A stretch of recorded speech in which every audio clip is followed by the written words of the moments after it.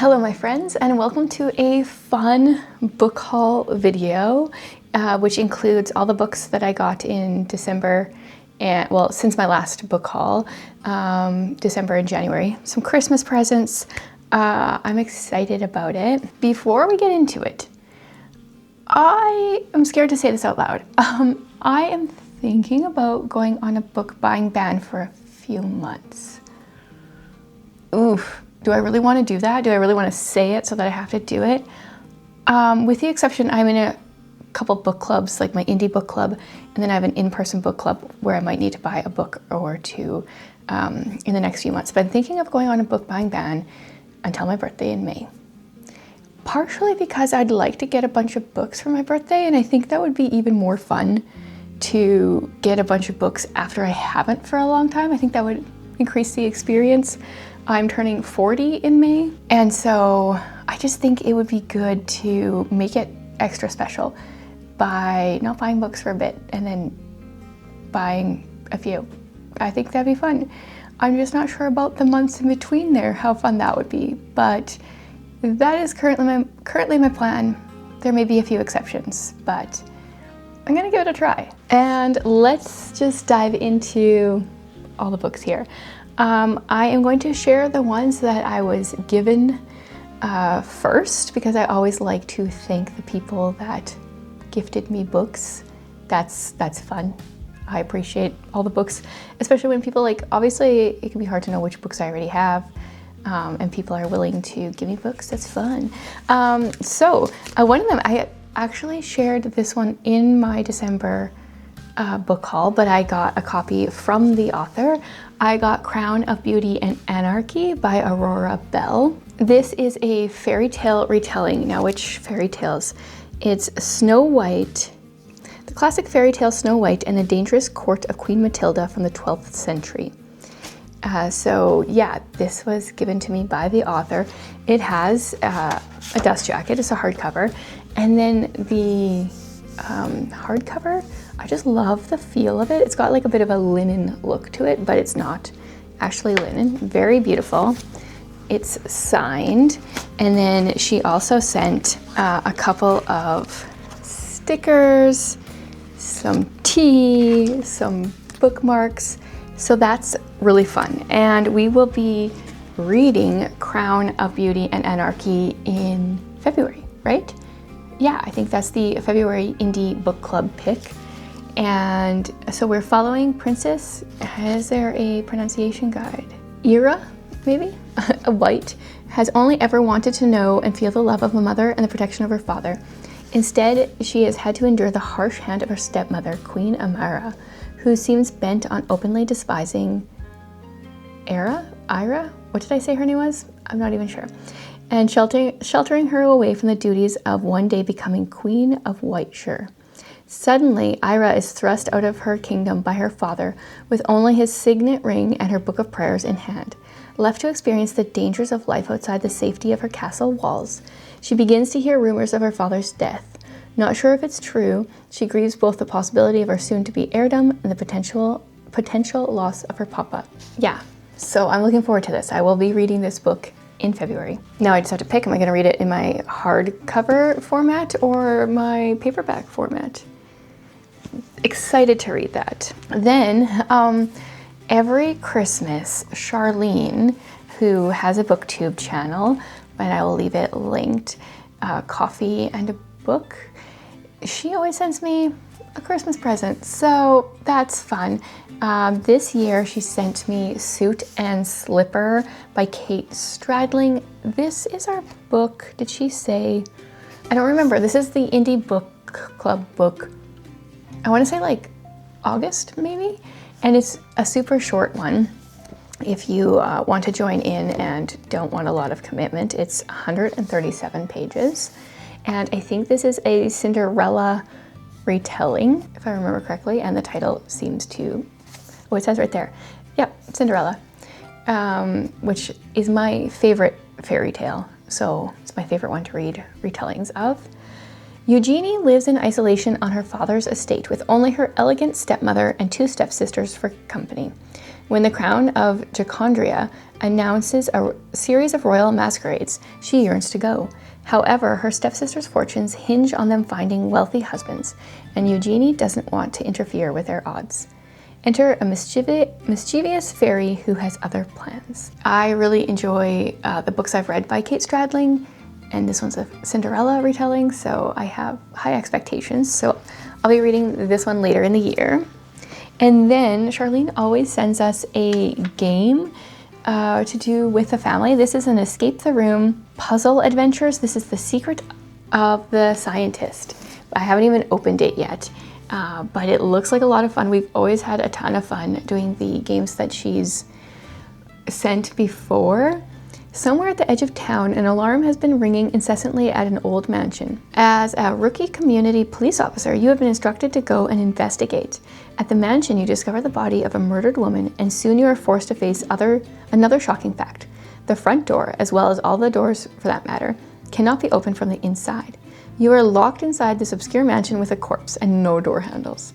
Oh, lovely. This one says 16 plus, so I'm always just a little afraid that I'm not gonna be smart enough to do it, but it looks really neat.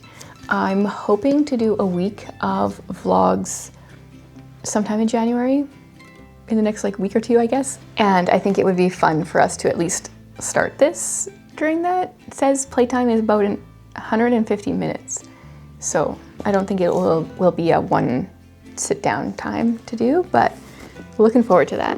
Thank you to Charlene for sending both of those. I appreciate it so much.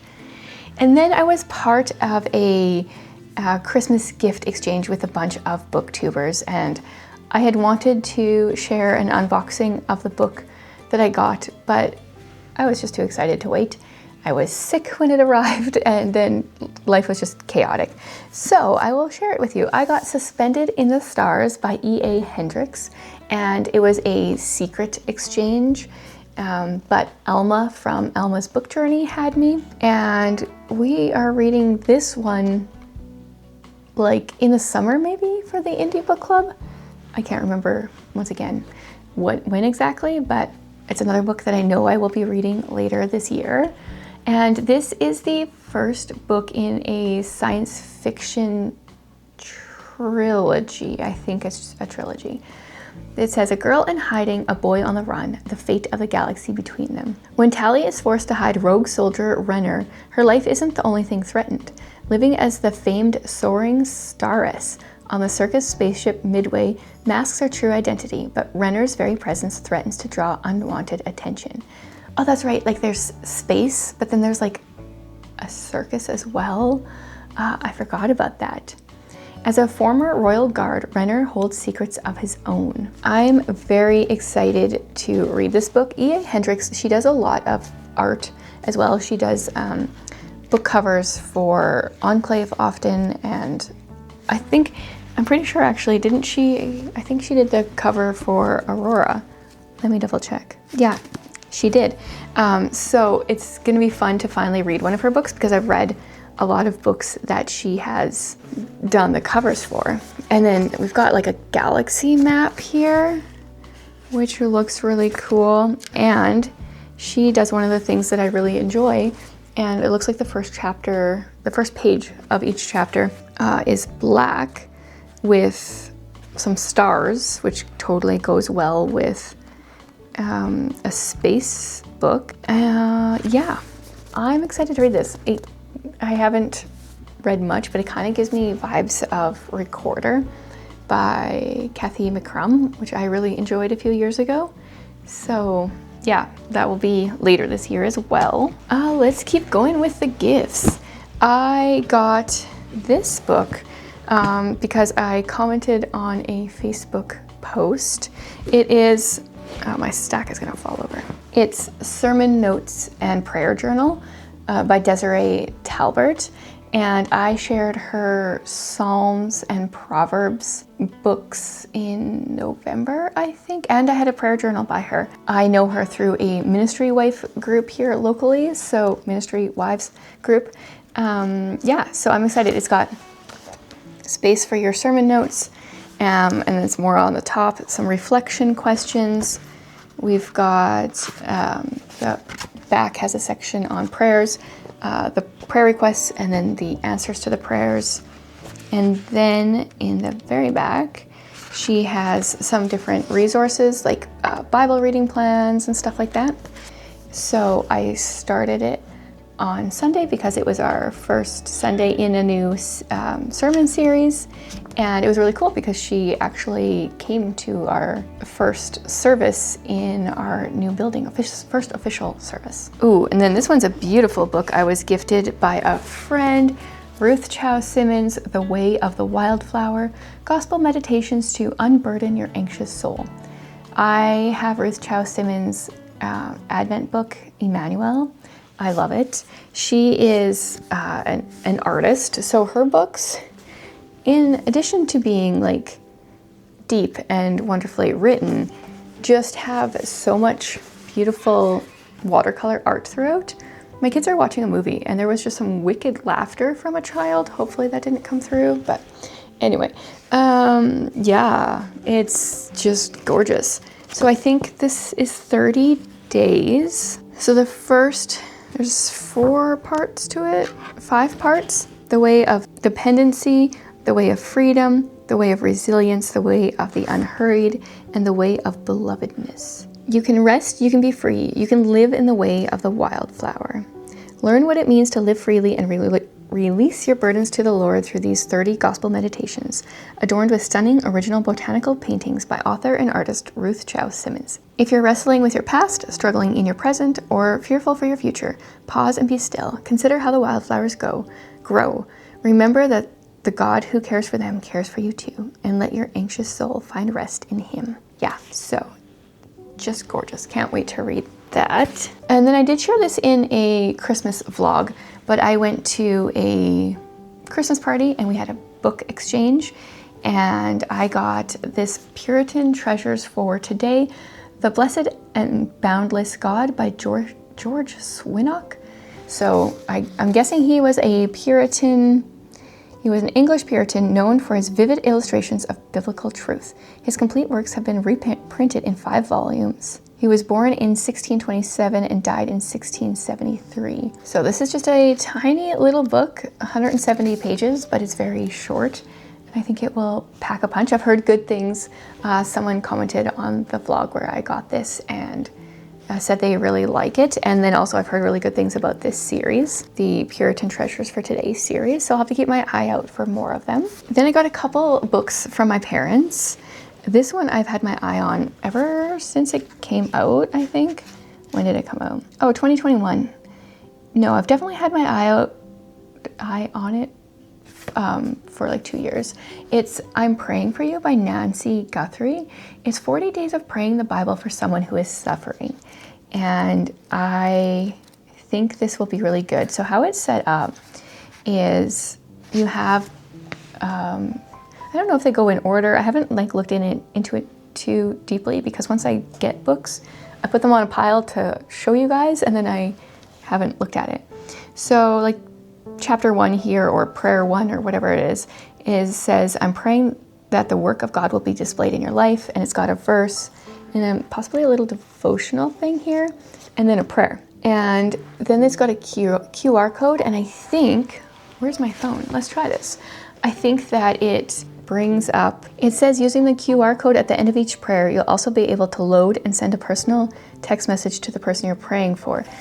My phone wants to search the words online, but I'll look into it and figure out how it works. Either way, I could just type it up, but I think this would be a great thing to send some people, and I'm guessing they're all related to suffering. When we hear that a friend or family member is struggling, it can be easy to say, I'm praying for you, but harder to know what to pray. Through 40 carefully chosen Bible passages, Nancy Guthrie opens up the wealth of scripture to teach us how to pray for those who are hurting. She shows us how the Bible provides us with a vocabulary for prayer that enables us to ask God to achieve what He intends in and through suffering. As you pray these scriptures for someone who is hurting, you'll see more clearly how God is committed to accomplishing His purposes, even in our darkest days, and you'll be encouraged and helped to pray for His will to be done in difficult situations. Yeah, And so I've got a couple people that I could be praying through this, praying for as I read through this. So I'm excited about that. And then I also got this cool Sherlock Holmes Puzzles Brain Games book. I shared this and a couple of these in a post over on Substack sharing everything I got for Christmas, or not everything, but most of what I got for Christmas. There are some non-bookish things, so if you're interested in seeing the rest of the list, I'll have it linked below as well. So I asked for this Sherlock Holmes puzzles book because it seems like very fitting for me, but there is like 200 and some books in their series. There's a botanical one that looks really pretty. There's one that's, oh shoot, what was it called? How to Get Away with Murder, I think. And I thought maybe I shouldn't put that on a Christmas list, like a wish list, because no one would buy it because they'd be a little creeped out that I would try to kill them. So I haven't actually started doing anything yet because once again, it went on the stack and therefore I haven't worked on it. So let's see what it's all got in here. So we've got an anagram. We've got some quotes to complete from A Study in Scarlet. We've got a word search, which I love word search. Like honestly, I could just get a whole book that was word searches. We've got a fingerprint match, what went missing, examine the room, and then turn the page so I don't want to see the answers. We've got one of these deductive reasoning puzzles. There's just a variety of different puzzles. And I was telling Jared that when I was in 4th grade, I went to this birthday party for this boy that, like, I think that the whole class was just invited. I wasn't really friends. The thing that stuck out to me is that we got this, like, as our party bag type thing, we got this big book of brain teasers, and I just like sat at his kitchen table with his sister and we worked on the puzzle, all the different puzzles, and this kind of like flashes me back to that. Plus, I love that this is spiral bound because I will just make it so much easier to work in. I haven't started using it yet, but I highly recommend the idea behind it. Then a big shout out to Holly. She found a book that I didn't even know existed, Aunt Maud's recipe book from the kitchen of L.M. Montgomery. And this is, by L.M. Montgomery's nieces. I don't know how they're related. I mean, it says Aunt Maud, so I would assume so. But we've got like the end papers are her recipes in her handwriting. We've got a recipe for applesauce cake, Boston cookies, shepherd's pie. And then what I really love is like throughout the book, there are pictures of Maud. Here's Maud in her kitchen. Yes, I love that. So I don't know if I will like, oh, and then there's some little different write-ups. The Workaday World of a Minister's Wife. Haven't read through it yet. I don't know if I will really make many of these recipes, partially because our home is gluten-free, partially because I'm really picky, but I love the idea behind it and I'll look through and maybe I will. Then I got a book sent to me by the publisher. I got On the Edge of Trust by Patricia Bradley. I've never read anything by her before, but it is a Christian suspense book and it sounded really good. There was a little bit of a mix-up with this. I had multiple mix-ups in December. Oshina messaged me because she got a package with my name on it, but her address, and she got my books from the publisher because we could request ARCs. And so then they messaged me and sent me the book that I was supposed to get, but then they actually I never got the wrong package. Like I never got a package with Oshina's name and my address. And so there was a book in there that I should have gotten. Anyway, there's maybe another book coming for me, maybe not. I don't know, maybe they figured it's too much of a hassle. But I got this one. And so it says, sometimes the closer you get to justice, the deadlier it becomes. When decorated FBI undercover agent Scott Sinclair suffers a gunshot wound in his right arm, the injury threatens his future career in the field. He's determined to regain his former job by training himself to use his left hand, and failure is not an option, especially when he's officially pulled into an investigation, unofficially pulled into an investigation. Then we've got Tori Mitchell. She's a passionate crime reporter and podcaster who has dedicated her life to seeking justice. Her relentless pursuit of the truth has freed a wrongfully convicted man from prison, making Tori an enemy of the true killer. When her nephew is accused of a different murder, nothing can stop her from getting involved in clearing his name. It sounds very interesting. This is a Logan Point novel. I don't know if it's like there's some books before it, or is this book one in the novel series? Hopefully I understand what's going on and didn't need to read other books before this one. That is all the books that I got that were gifted to me. I am waiting for a book to come. It's supposed to arrive this afternoon. So I will probably tack that on. It was supposed to arrive days ago. It was stuck in Calgary for like 5 days, which is only 3 hours away. So I'm not sure why, but that happened. Okay, so let's share this one. In December, I shared a video where I talked about 10 books that I would love to purchase, but I couldn't buy all 10 of them. So I got you guys to vote, and I'm actually very thankful. Well, the thing is, I want to read all 10 of them, but the one that won is one that I'm like super excited or curious about. And so what won is Empire of Shadows by Jacqueline Benson. This is book one in the Raiders of the Arcana series. I am excited because this is a South American fantasy story. I tried a book earlier, maybe in the summer, that was set, actually it wasn't even set in South America. It started in South America. And then they went to Egypt, and I ended up DNFing the book, but it made me realize that I really wanted to read a book set in South America that has some fantasy elements. And then I found this one, and it's like Victorian time period, so it's even better. Nice Victorian ladies don't run off to find legendary lost cities. One trifling little arrest shouldn't have cost Ellie Mallory her job, but it's only the latest in a line of injustices facing any educated woman with archaeological ambitions. When Ellie stumbles across the map to a mysterious ancient city, she knows she's holding her chance to revolutionize pre-Columbian history. There's just one teensy complication. A ruthless villain wants it, and Ellie is all that stands in his way. It's a hefty book. Like, it feels heavy. How many pages is it? 450-ish? But like, it's decently large. I'd say that this is an average size book, and this one's bigger, and the font is small, so it's a big book. Does it have a map? Bonus point. Oh yeah, it does too. We've got a map of South America here, the British Honduras. Yeah, so definitely curious about this. Hopefully, since it's checking so many boxes for me, hopefully it lives up to my expectations. Then I shared about this one in my December reading wrap-up because I read it at Christmas time and did not enjoy it. It's The Christmas Egg by Mary Kelly. This is a book in the British Library Crime Classics series. I shared one in my December book haul because I found one at the thrift store. I have not read that one yet. Yeah, if you want to hear my thoughts, they're in my December reading wrap-up. Mostly, I was confused and didn't really enjoy it, which is too bad. I loved the idea that it is set up so that part one is December the 22nd, so I read it that day. Part two, December the 23rd, and then part three is Christmas Eve.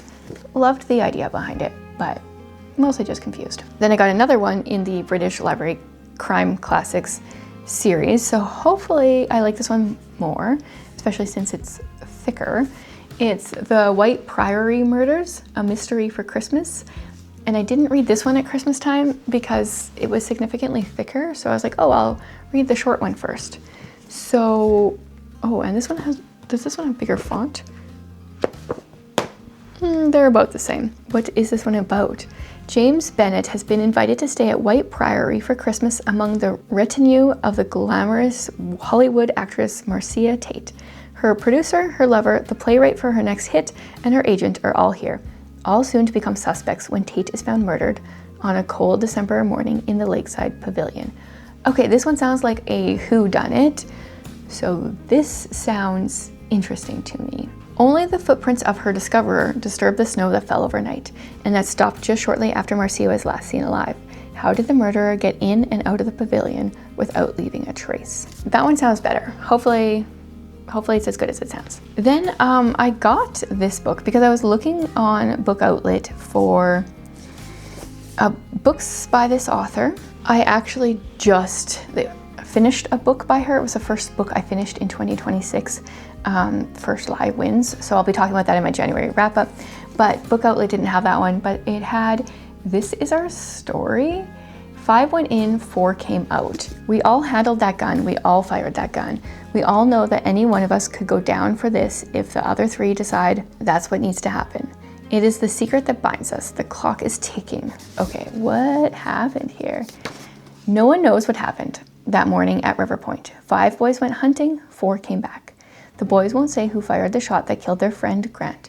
The evidence shows it could have been any one of them. Kate's senior year internship at the district attorney's office isn't exactly glamorous, more like an excuse to leave school early that looks good on college applications. Then the DA hands her boss, Mr. Stone, the biggest case her small town of Belle Terre has ever seen. The River Point boys are all anyone can talk about. Despite their damning toxicology reports the morning of the accident, the DA wants the boys' case swept under the rug. He owes his political office to their powerful families. So yeah, this one sounds like it's gonna just jump right in. Is it YA? I think it is. It really bothers me when it's just not kind of like obvious. Yeah, maybe? I'm not sure. So it sounds very interesting. And the last book, oh my goodness, I was so excited to find this on Book Outlet. It is a little bit damaged, but it mostly doesn't matter. I got the Brothers Grimm, Snow White and Other Grimm's Fairy Tales. And this is illustrated by Minna Lima. What is this edition called? They're Minna Lima Classics. These have like all sorts of pop-outs, first of all, and pages are interesting, very green. Got lots of illustrations. Look at that, that's cool. It's got quite a few stories. And then there's just like, this one's like a pop-out kind of page, or I don't actually know what that's called. They have like different pop-up pages. We've got Rapunzel. How does this one work again? Oh yeah, this one stands up. We've got Rapunzel and the prince, and then he can like climb up. I don't even know if you can see that. It's really hard to show. Yeah, so there's all sorts of different things throughout the book. This one's got like vines to go with the story. I have seen these online for years. There's a few different books as well, and I've always wanted one, and so when I came across it, I was like, I need to get that. The only damage I see here is like the cover is a little broken on the back. That's it. And I'm studying fairy tales for my DIY literature degree this year, so this looks like a really fun way to read some of them. Okay, that is it. I might pop in and add in one more book if it ends up coming today, unless it's delayed yet again. My copy of An Endless Christmas arrived, which is exciting, except there's a plot twist, you guys. It arrived like that. Obviously, this is a shipping issue. Somebody put a house on top of here, like what? This was supposed to be like new condition. Not a Thrift Books issue, but obviously a decent sized issue. Like the back is, it's busted.